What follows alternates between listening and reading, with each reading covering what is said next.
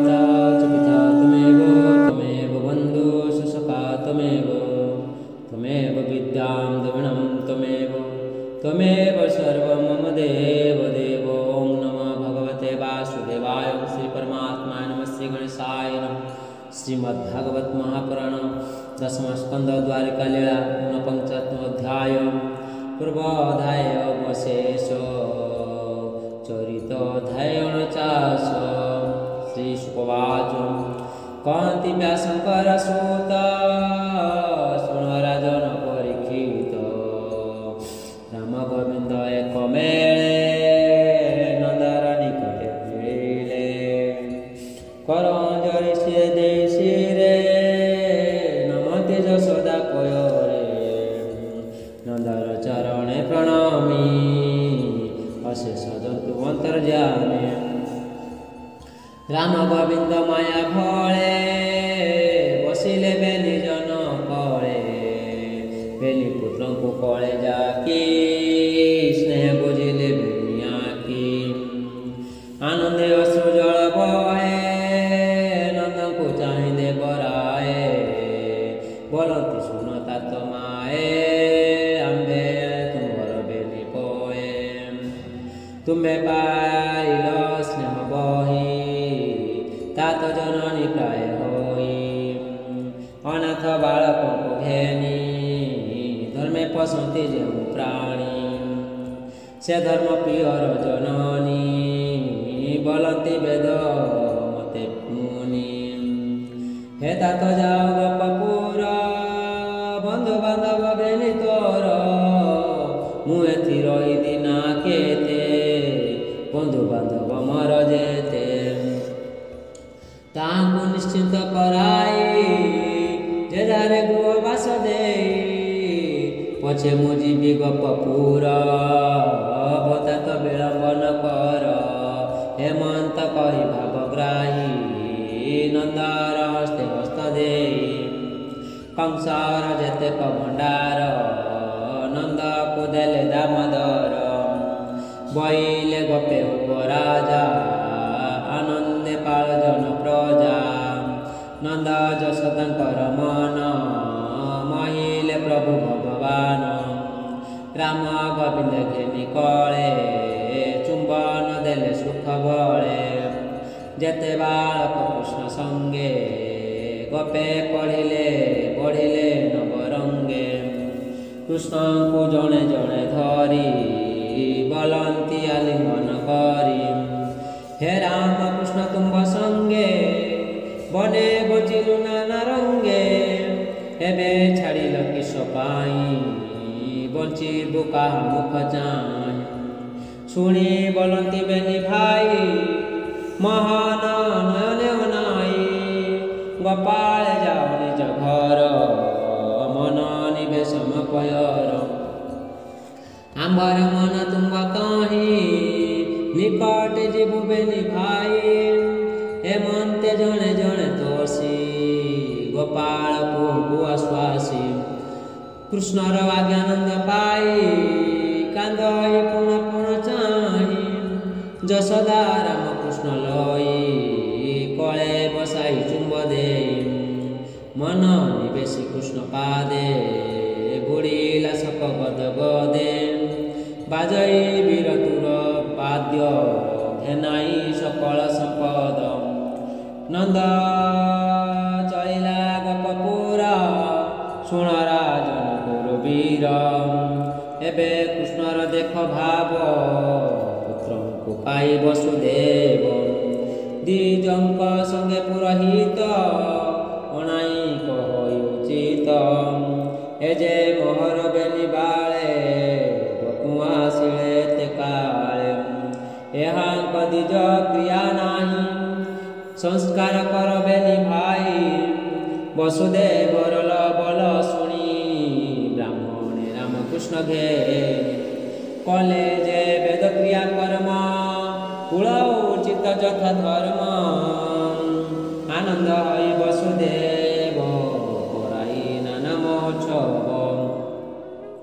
हयुते धेनु बच्छा मूले मंडिला अलंकार तुले कृष्णर जन्म काळे जाहा ପିଲା ପୁଣ୍ୟ ଦେହା ବିପ୍ରଙ୍କୁ ଦେଲା ମନ ତ ସେ କଲ୍ୟାଣ କଲେ ସେ ହର ସେ ବସାଇ ରାମକୃଷ୍ଣ ଦୂଲ ଦୁଇ ଆନନ୍ଦ ମନେ ବେଦ ପଇ ଗାୟତ୍ରୀ ମନ୍ତ୍ର ବିଦ୍ୟା ଧର୍ମ କୁଳ ଉଚିତ ଦଶ କର୍ମ କରାଇ ଗଲେ ବିପ୍ରଜନେ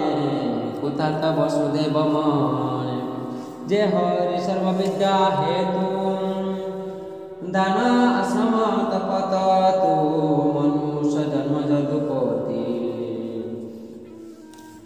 ତେଣୁ ହଇଲେ ବିଦ୍ୟାବର୍ତ୍ତୀ ଗୋବିନ୍ଦ ବିଚାରନ୍ତି ରହି ବିଦ୍ୟା ପଢ଼ିବା ବେକାହିଁ ଶୁଣି ବଲନ୍ତି ହଳଧର ଅବନ୍ତୀ ରାଜ ବିକ୍ରମ ବର କଶ୍ୟପ ଗୋତ୍ରେ ବିଦ୍ୟମାନ ତାହାଙ୍କ ସନ୍ଦିପଣି ନାମ ହେମନ୍ତ ଭାଇବେ ନିଭ୍ରାତେ ବିଜୟ କଲେ ପରଥେ ରାମ ଗୋବିନ୍ଦ ଜଗ ବଳେ ଅବନ୍ତୀ ନଗରେ ମିଳିଲେ ବିପ୍ରେ ମାଗନ୍ତି ଗୁରୁ ଦୀକ୍ଷା ପାଠ ପଠନେ ବଡ଼ ଇଚ୍ଛା ପୂଜନ୍ତି ଗୁରୁଙ୍କ ଚରଣ ଦେବତା ପ୍ରାୟ ଆଚରଣ ସେବନ୍ତି ଗୁରୁ ଭାବ ଜାଣି ଧର୍ମ ପାଳନେ ଚକ୍ରପାଣି ଦୁହିଁଙ୍କ ଭକତି ଦେଖିଣ ଗୁରୁ ହଇଲେ ତ ସମାନ ପଢ଼ାନ୍ତି ବ୍ରହ୍ମ ବେଦ ସାର ସକଳ ଶାସ୍ତ୍ର ନିତ୍ୟାଚାର କହିଲେ ଧନୁରୁ ବେଦ ରଙ୍ଗେ ଧର୍ମ ମୀମାଂସା ନ୍ୟାୟ ସଙ୍ଗେ ଉପାୟ ଦଣ୍ଡ ତର୍କ ବିଦ୍ୟା ରାଜାର ନୀତି ଷୋଳ ବିଧା ଯେ ହରି ସର୍ବ ଶାସ୍ତ୍ରମୟେ କୋଟି ବ୍ରହ୍ମାଣ୍ଡ ଯାର ଦେହେ ଗୁରୁଙ୍କ ମୁଖ ଶୁଣି ବେଳେ ସମସ୍ତ ବିଦ୍ୟା ଅବହେଳେ ରାମ ଗୋବିନ୍ଦ ମନ ତୋଷେ ଚାରି ଦିବସ ବେନି ମାସେ ପଢ଼ି ସାନନ୍ଦ ବେନି ଭାଇ ବଲନ୍ତି ଶିରେ କଳ ଦେଇ ଭବିପ୍ର ଆଜ୍ଞା ଯେବେ ହୋଇ ଗୁରୁ ଦକ୍ଷିଣା ମେ ଦେଇ ସେବି ତୁମ୍ଭର ପୟର ମେଲାଣି ଦିଅ ବିପ୍ରବର ଶୁଣି ସାନନ୍ଦ ବିପ୍ରବର କହିଲେ ପତ୍ନୀର ଆଗର ଶୁଣ ଭାବିନି ଚିତ୍ର କଥା ରାମ ଗୋବିନ୍ଦଙ୍କ ବ୍ୟବସ୍ଥା ସକଳ ଶାସ୍ତ୍ର ଆମ୍ଭ ପାଶେ ସବୁ ପଢ଼ିଲେ ବେନି ମାସେ କେ କହୁ ତାହାଙ୍କ ମହିମା ସକଳ ଗୁଣେ ସିଦ୍ଧ କର୍ମା ନୁହନ୍ତି ମନୁଷ୍ୟ ଶରୀର କିୟବାର ବି ସୁନାଶିର ଦକ୍ଷିଣା ଯେ ସେ ଯାଚନ୍ତି କଦୁଃଖୀକୁ ମନ ଭ୍ରାନ୍ତି ଶୁଣି ସାନନ୍ଦ ବିପ୍ର ନାରୀ କହନ୍ତି ବେନି କର ଧରି ଭନାତ ଶୁଣ ମୋର ବାଣୀ ଆମ୍ଭର ପୁରେ କମଳେ ଅନେକ ସମ୍ପଦ ଆମ୍ଭର ଜୀବନ ଅବସର ସନ୍ତତି ନାହିଁ ଆମ୍ଭ ଘରେ କି ସୁଖ ସଂସାର ବେଘରେ ଆମ୍ଭର ପୁତ୍ର ଘଟିଥିଲା ପ୍ରଭାସ ତୀର୍ଥେ ନାଶ ଗଲା ସେ ପୁତ୍ର ଘଟି ଯେବେ ଯାଆନ୍ତେ ତେବେ ମୋ ଜୀବନର ପ୍ରାନ୍ତେ ଆନ ସମ୍ପଦେ କାର୍ଯ୍ୟ ନାହିଁ ଶୁଣି ସାନନ୍ଦ ଦ୍ୱିଜ ସ୍ୱଇଁ ରାମ ଗୋବିନ୍ଦ ମୁଖ ଚାହିଁ ବୋଲନ୍ତି ଶୁଣ ବେନି ଭାଇ ପ୍ରଭାସ ତୀର୍ଥେ ମକୁ ମର ମରିଛି ଦ୍ୱାଦଶ ବର୍ଷର ଯେବେ ପାରିବ ତାହା ଦେଇ ତେବେ ଦକ୍ଷିଣା ମୋର ହଇବ ପୁରୁଷାର୍ଥ ଜୀବନ ତୁମେ ପାଇବ ଯଶ ଧର୍ମ ଶୁଣି ସାନନ୍ଦ ମନ ହଇ ରଥେ ବସିଲେ ବେନି ଭାଇ ଗୋବିନ୍ଦ ଜଗ ମାୟା ବଳେ ମିଳିଲେ ନା ବାରା ନିଧି କୋଳେ ରଥ ଓହ୍ଲାନ୍ତେ ନନ୍ଦ ବଳା ତତ୍କ୍ଷଣେ ବରୁଣ ମିଳିଲା ଢଜଳୁ ବାହାର ବେগে ହଇ କରଞ୍ଜଳି ଶିରେ ଦେଇ ବଲଇ ଶୁଣ ନାରାୟଣ ଅଶେଷ ବ୍ରହ୍ମାଣ୍ଡ କାରଣ କୃପା ହଇଲ ମୋର ପୁରା ଶୁଣି ବଲନ୍ତି ଚକ୍ରଧର ଆମ୍ଭର ଗୁରୁ ପୁତ୍ର ନେଇ ଲୁଚାଇ ଥଇ ଅଛୁ ପାଣି आंबे तो शिवु गुरु नारे वरुणान बेग करी शुणी वरुण महाभय पड़िला कृष्ण धर्म प्राय भनाथ गुरु पुत्र नाई तू कि न जानू भाव ग्राही मोर भितरे शंखासुर तुझे मारी चक्रधर ब्रह्मा को देलु वेद नहीं तार पुत्रे कछई नाम ताहार पंचजन मायावी असुर नंदन से बने अच्छी धरी शुणी सानंद नर नारी बलदेव को तीरे थई जले पशिले कृष्ण जाई अबाध जले भाव गाई दैल्य असुर को जाई मुष्टि प्रहारी प्रचंड संखार पुत्र बेनी खंड तार उदरे भगवान खजिले गुरु कनंदन खजी न पाई पद्ममुख तार उदरु नाभि शंख ज्ञानी बाहर ब्रह्म राशि रामर संगे रथे बसी कौंती कमलार बर स्वामी जीवा जमपुरम गुरु बालक एथे नाही हेमंत कहे रथ बाही जानते करती शंख नाद खंडिले जंतु कविषाद हईले चारी चारी भुज शंख कमल चक्र तेज विष्णुर तेज चिन्ह वर्ण तत्क्षणे उठिले गगन शंख शब्द घनेशपुरी जमरपुरे पड़े हुरी जमकु जनाइले दूत विजय कले गोपीनाथ तोर संपद आजु गला ता शुणी जम भय कला चित्रगुप्त कर धरी बेगे भेटिला नर हरि कृष्ण चरण तले पड़ी जम बलई कर जड़ी मोनाथ निस्तरिली मुहि विजय कल किश पाई शुणी बलंती श्री रंग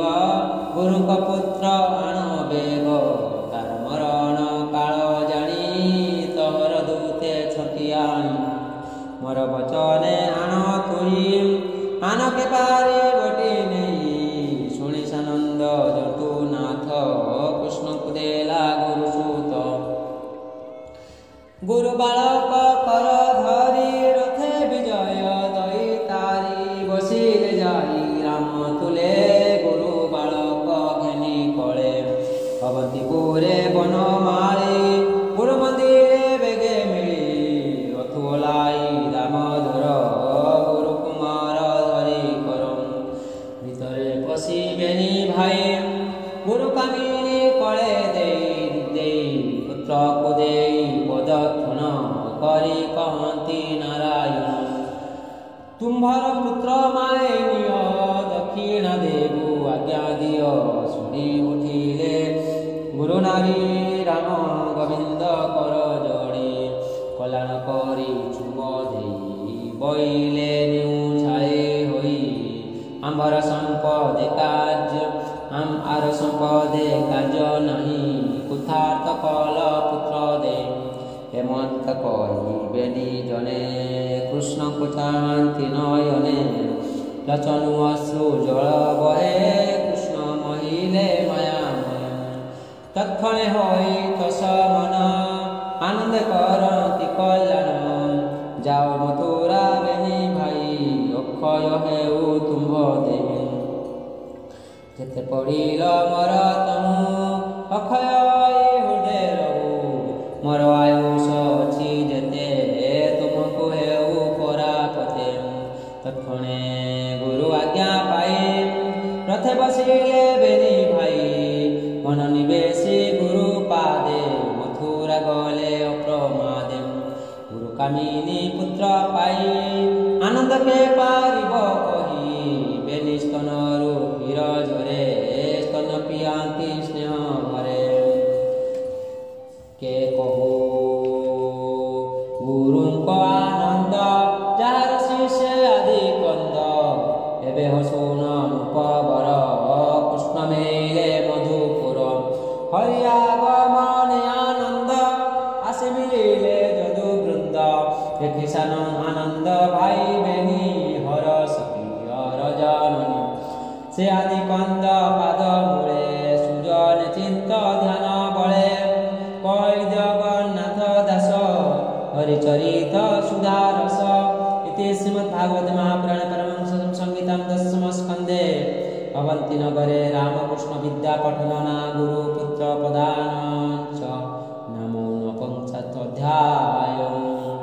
विमर्शामि रणभंग मुनेरपि मतिभ्रमा यदि सुधम सुधम वा दर्शन विद्यते